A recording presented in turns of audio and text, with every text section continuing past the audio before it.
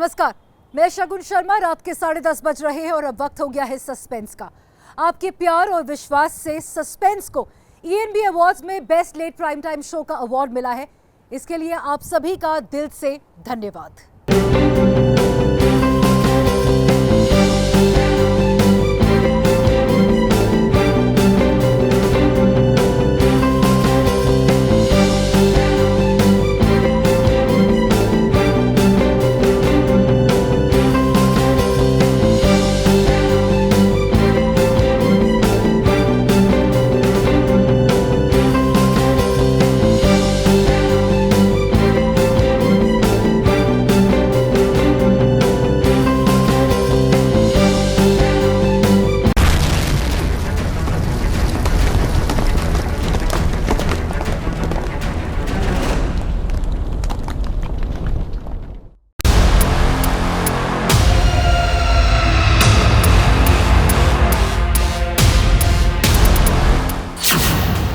मुख्तार से मोहब्बत, भाईजान की सियासत।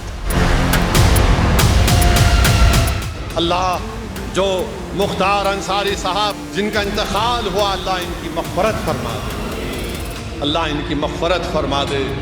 जेल में जहर इनको दे दिया गया, इनके खानदान वाले कहते हैं।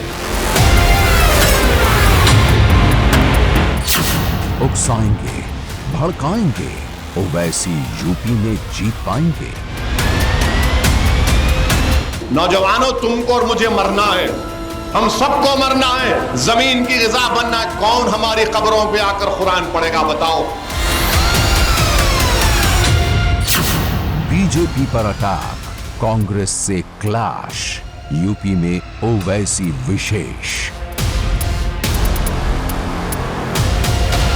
और ये RSS के लोग अंधे भक्त हैं, थम्स अप हैं। इनको खाली असदुद्दीन बोलते कि पाकिस्तान, असदुद्दीन बोलते कि जिन्ना याद आता है इनको।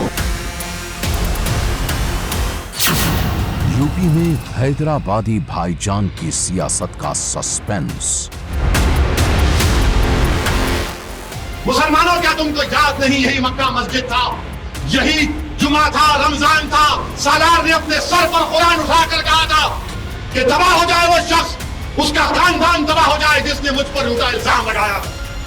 आज वही लोग ये बीजेपी के दुम छल्ले बनकर आ रहे हैं।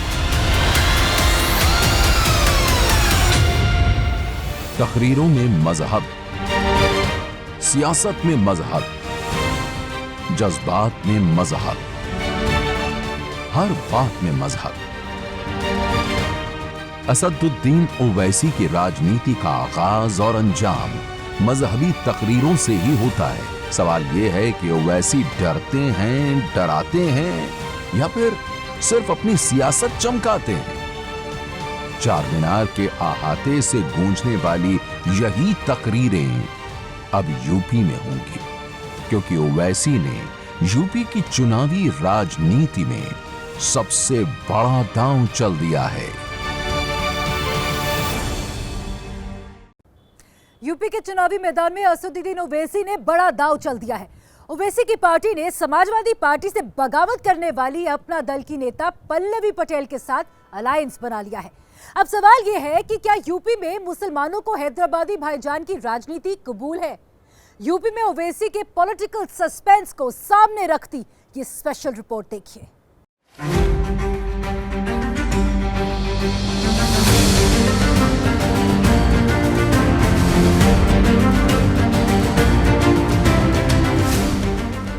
सफेद लिबास, हैदराबादी शेरवानी और सिर पर नीली टोपी। यूपी की चुनावी राजनीति में असदुद्दीन ओवैसी की राजनीति का ये नया एपिसोड है। तस्वीरें गाजीपुर के मोहम्मदाबाद की हैं, जहां ओवैसी मुख्तार अंसारी के घर पहुंचे। फाटक पर मुख्तार अंसारी के बेटे उमर अंसारी को गले लगाया, मुख्तार के परिवार के साथ खाना भी खाया, 40 मिनट तक बातचीत की। ओवैसी के आने की खबर लगी तो समर्थकों की भीड़ जुटने लगी। पुलिस ने फिर से फाटक के पास बैरिकेडिंग कर दी, फोर्स भी तैनात कर दी, जिसके बाद मुख्तार अंसारी के भतीजे और विधायक शोएब अंसारी ने माइक लेकर लोगों से जाने की अपील की। आप लोगों को पता है, कल आप लोगों ने देखा है कि कितनी मट्टी में भी कितनी दिक्कतें हुई थी। तो चले जाओ मेरे सारे भाइयों, आप लोगों ने बहुत समझ से काम लिया, समझदारी से काम लिया है, सब चीज हो चुकी है, फिर क्यों भीड़ लगा के आप लोग कर रहे हैं? अब हम लोग भी चाहते हैं कि हम लोग भी 4 रात से सोए नहीं है। आपके घर में जितना अफसोस है वही हमारा अफसोस, सबका अफसोस एक बराबर है, दुख आपको भी उतना ही है, हमें भी है। तो अब चले जाइए आप सब लोग। शोएब अंसारी की अपील के वक्त ओवैसी मुख्तार के घर में ही थे। मुलाकात के बाद सोशल मीडिया में शायराना अंदाज में कहा कि इंशाअल्लाह इन अंधेरों का जिगर चीर कर नूर आएगा, तुम हो फिरौन तो मूसा भी जरूर आएगा। गाजीपुर से लखनऊ लौटे तो मुख्तार की मौत को लेकर निशाने पर सरकार थी। सवाल कर रहे हैं या आपको इत्मीनान है कि यही हुआ है, मारा ही गया, या आप खदशा व्यक्त कर रहे हैं, यह है क्या? एक बात सुनिए, अगर आप मरहूम के भाई होते और आप कहते कि मेरे भाई की मौत जहर देने से हुई, तो दुनिया आपकी बात के यकीन करेगी या असदुद्दीन ओवैसी की बात के यकीन करेगी? बताइए। वो जांच कर रहे हैं, वो तो जांच के बाकायदा उन्होंने पैटर्न कर दिया कि जांच कर रहे हैं। वो जो हथकड़ियों में एक एक्स मेंबर ऑफ पार्लियामेंट को जो सजा हो गई थी, कन्विक्शन दिया गया था, वो रिपोर्ट क्या हुई? अब तक आई? आपने पूछा नहीं? आप लोगों ने पूछना चाहिए क्या हुआ उस रिपोर्ट का, इंक्वायरी रिपोर्ट का।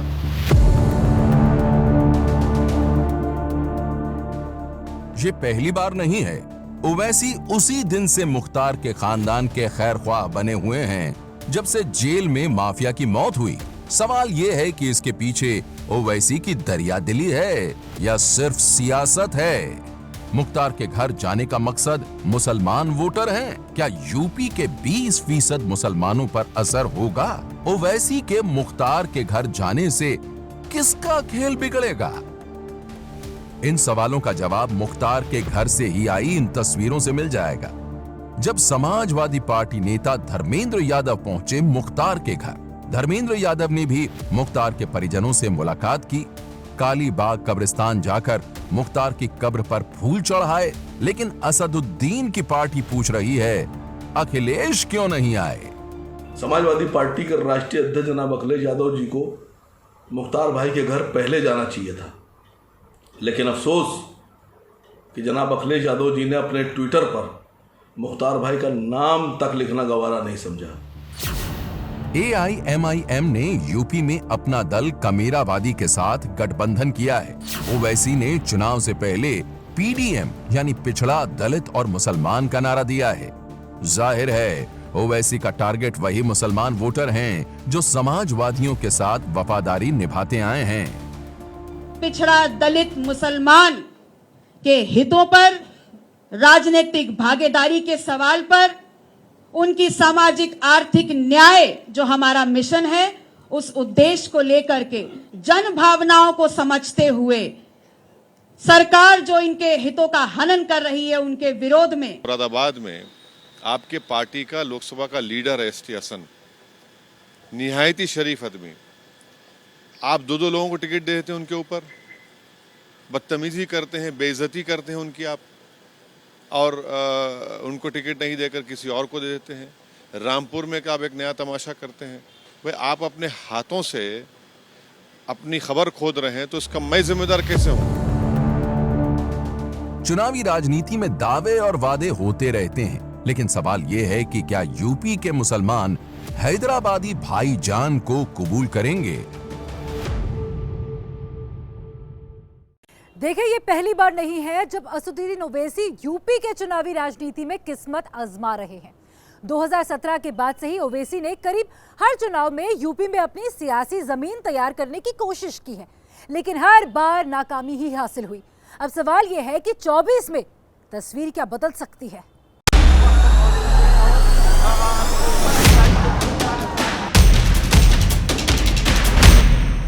इसी तरह, ठीक इसी तरह कौम के जज्बातों को जगाकर भाईजान अपनी राजनीति की लकीर खींचते रहे हैं। अब बारी दिल्ली की सत्ता में हिस्सेदारी तलाशने की है। यूपी का सियासी मैदान है, वोटर मुसलमान है, इसीलिए ओवैसी के निशाने पर समाजवादी पार्टी है। AIMIM ने 2017 में उत्तर प्रदेश में चुनाव में कदम रखा था। तब पार्टी ने 38 सीटों पर चुनाव लड़ा था, हालांकि उसे किसी भी सीट पर जीत नसीब नहीं हुई थी। 2022 में ओवैसी ने यूपी विधानसभा चुनाव में 95 सीटों पर कैंडिडेट उतारे, सभी सीटों पर जमानत जब्त हुई।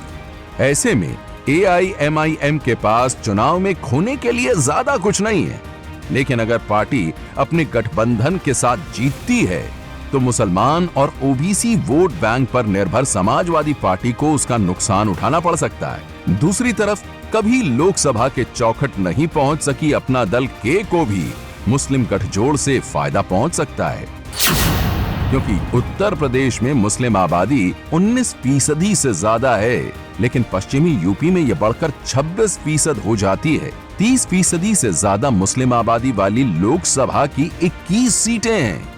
2019 लोकसभा चुनाव में मुसलमानों ने SP BSP के गठबंधन में 73% और कांग्रेस को 18% वोट दिए थे।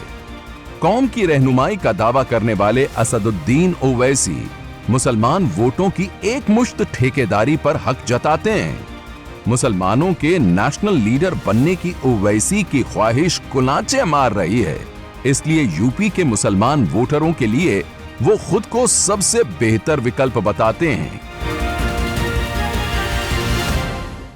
असदुद्दीन ओवैसी मंजे हुए सियासतदान है। देश की राजनीति में 2 दशक से ज्यादा का उनका तजुर्बा है, इसलिए जानते थे कि राष्ट्रीय राजनीति में अपनी जगह बनाने के लिए यूपी के 20% मुसलमान वोटरों में सेंध लगानी बेहद जरूरी है। लेकिन यूपी के मुसलमान क्या सोचते हैं इसका पता तो 4 जून को ही चलेगा।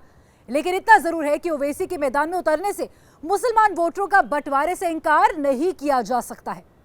सस्पेंस में आज बस इतना ही। कल आपसे फिर होगी मुलाकात एक नए सस्पेंस के साथ। नमस्कार।